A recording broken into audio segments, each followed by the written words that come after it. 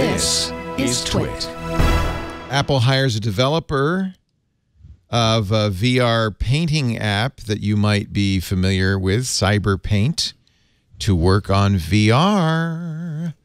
You see this drip from Apple on VR. You know, they're definitely not ignoring it. Sterling Crispin did.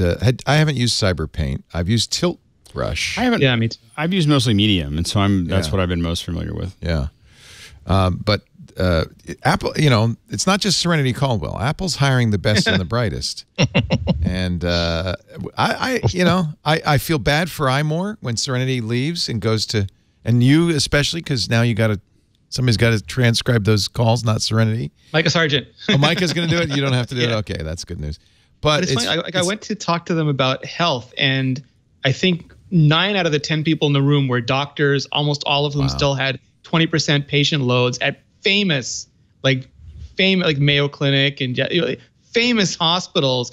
And they were, because there's been a few articles about Apple's too arrogant to consult with external experts in these fields, but it's that Apple, it's like the pro workflow group. They would rather hire them and have them on the team. Isn't that amazing? That way they don't have to worry about like Lucasfilm being upset they're looking at advanced copy of Star Wars, but also they have these people there every day. And Steve Jobs famously was critical of consultants because they come in, give their advice, and leave. And who cares if it works or not? But when you're leading the project, you are so vested in making sure that it works. You have no option. And that's why I think they love to build these expert groups internally. Well, and I think also that there's always a risk, especially when you're doing something new, that you're teaching, if you're teaching an outside person, you're asking, no matter what questions you ask, you're setting them up to understand a lot more about that subject matter that now that knowledge base may go to another company.